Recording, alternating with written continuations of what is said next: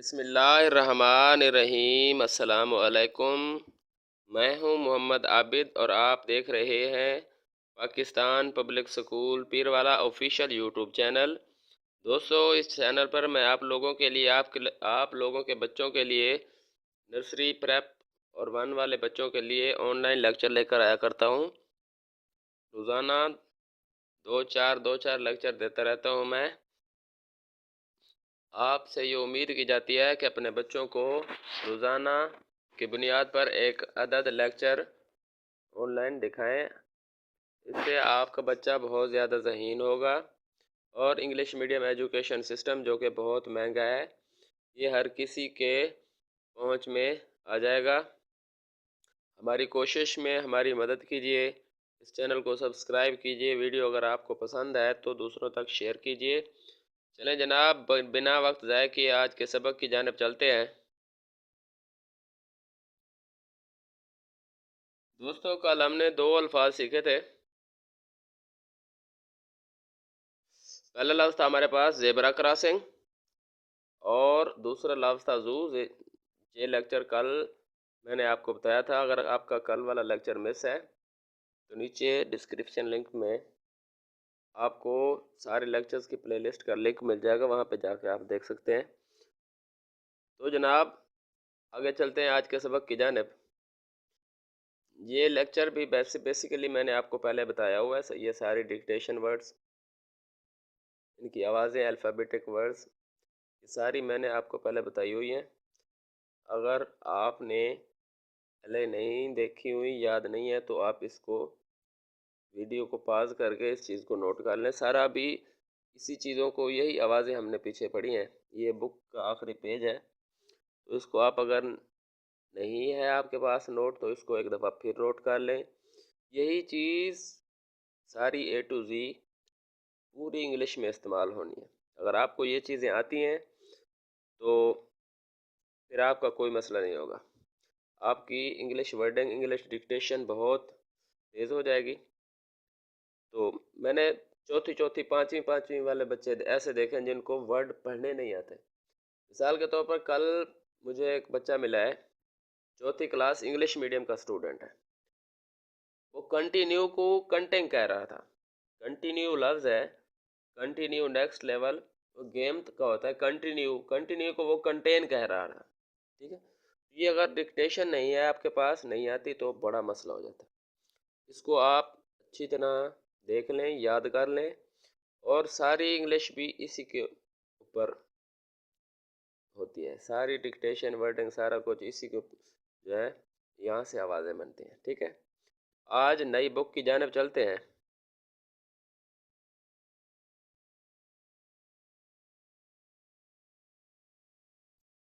लीजिए जनाब, ये बुक का पहला सफ़ा है। आज हमने यहाँ पर साउंड्स पढ़ने हैं। ठीक है, साउंड्स यानी आवाज़ें, मुख्तलिफ आवाज़ें जो हम हमारे कान सुनते हैं उनको साउंड्स कहते हैं। ये मुख्तलिफ हो सकती हैं। ठीक है, कहता है से दी साउंड्स, इन आवाज़ों को अपने मुंह से आपने अदा करना है। टिक टॉक, बज़ और चिर्प, इसी तरह चूं चूं, और जिस तरह शेर की दहाड़ होती है रोर, रोर रोर, इस तरह म्याऊं म्याऊं, डिंग डोंग यानी घंटी की आवाज़, ड्रिप ड्रिप, इसे टिप टिप भी कह सकते हैं हम। ये जो है, ये पानी की टिप टिप, जिस तरह ये भी एक आवाज़ है। ठीक है, ये सारी आवाज़ें हैं, इनका इंग्लिश में नेम ये होता है। ठीक है, टिक टॉक यानी घड़ी की टिक टिक, चिरिप चिरिप, ये चिरप चिरप एक परिंदे की होती है मुख्तलिफ सी आवाज़, इसको चिरप चिरप कहते हैं। बज़ यानी शहद की मक्खी की आवाज़।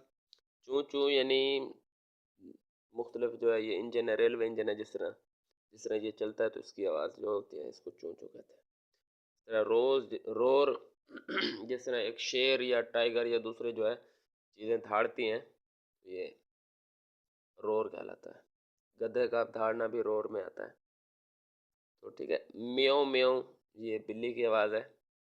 डिंग डोंग एक घंटी की आवाज़ है। ड्रिप ड्रिप, ये सारी चीज़ें हो गई। दोबारा मैंने रिपीट भी करती हैं। आगे चलते हैं।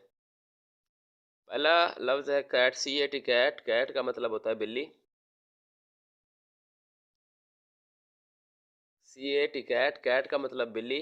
CAKE केक, केक का मतलब केक आप पहले पढ़ चुके हैं।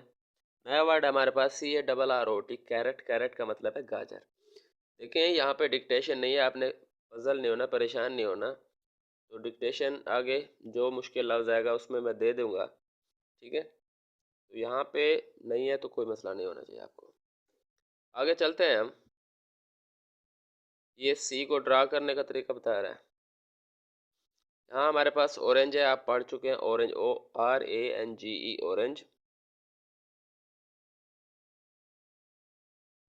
ठीक है, ये आप पढ़ चुके हैं। उसके नीचे हमारे पास ऑक्टोपस, ये नया है, इसके लिए मैंने सारा कुछ लिख दिया है। ऑक्टोपस, O अल्ले वाओ की आवाज़ देगा, सी काफ की आवाज़ देगा, टी टे की आवाज़ देगा, ओ वाओ की आवाज़ देगा, पी पे की आवाज़ देगा, यू जबर की आवाज़ देगा और एस सीन की आवाज़ देगा। बन जाएगा ऑक्टोपस, ठीक है। ऑक्टोपस, ऑक्टोपस का मतलब होता है अखबूत, अखबूत, ठीक है, यह आपके सामने लिखा हुआ है।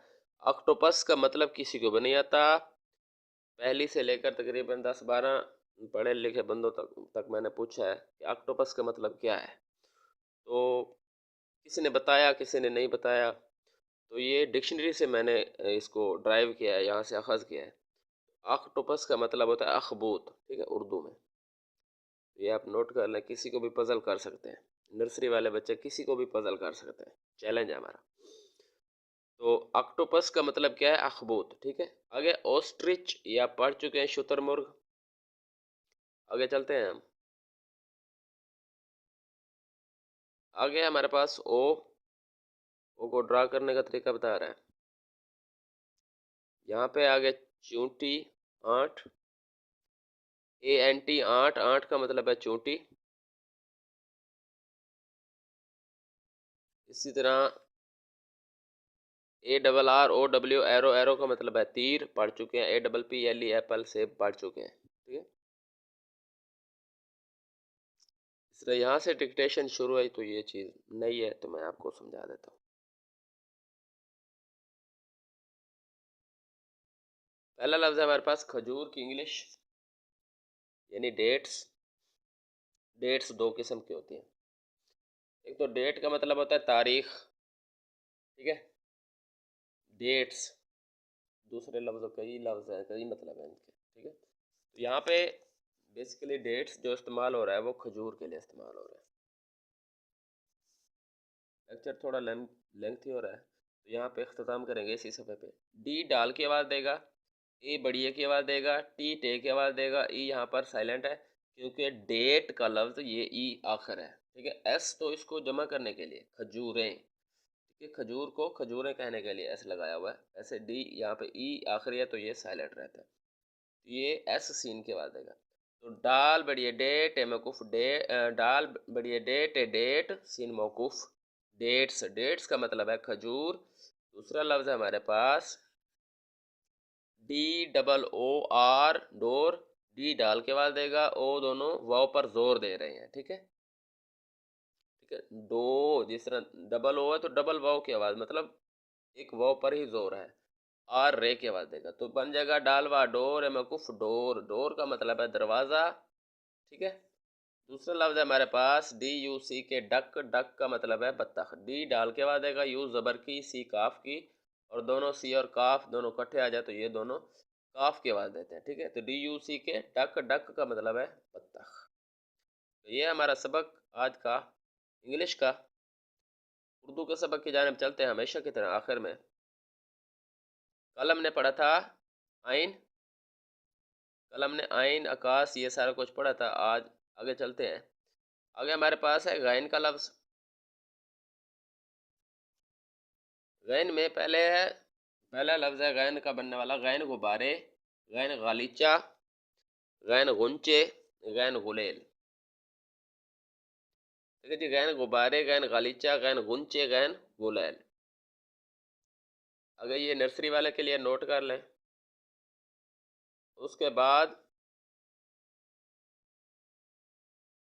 गैन से बनने वाली लाइन है हमारे गुब्बारों से खेलना, बच्चों का महबूब मशगला है। ठीक है, देखो गुब्बारों में भी गैन आ गया और मशगला में भी गैन आ गया। गुब्बारों से खेलना बच्चों का महबूब मशगला है। ये प्रेप वाले बेसिकली सिर्फ ये लाइन याद कर लें, नर्सरी वाले भी लाइन याद कर लें। जस्ट आपको पढ़ना आता हो कि गुब्बारों से खेलना बच्चों का महबूब मशगला है। ठीक है, अगर आता है तब भी ठीक है, नहीं आता तब भी ठीक है। नीचे वाली लाइन आपको सिर्फ ये पहचान होगा, गैन से बनने वाला ये लफ्ज़ है, गैन से बनने वाला ये लफ्ज़ है। अगर आप प्रेप से ऊपर हैं, 1 में हैं या KG 3 ग्रुप में हैं या यानी तीसरे कदम में हैं, तो आप ये लाइन बाकायदा पढ़ कर लिख कर याद करके अपने टीचर को दूसरे दिन सुनाएं। ठीक है, तो ये है उर्दू का सबक। ये गैन हमारे पास से रुकता, तो ये बेसिकली आप नोट कर लें इसे। दोबारा दिखा देता हूँ आपको, नर्सरी वाली ये नोट कर लें।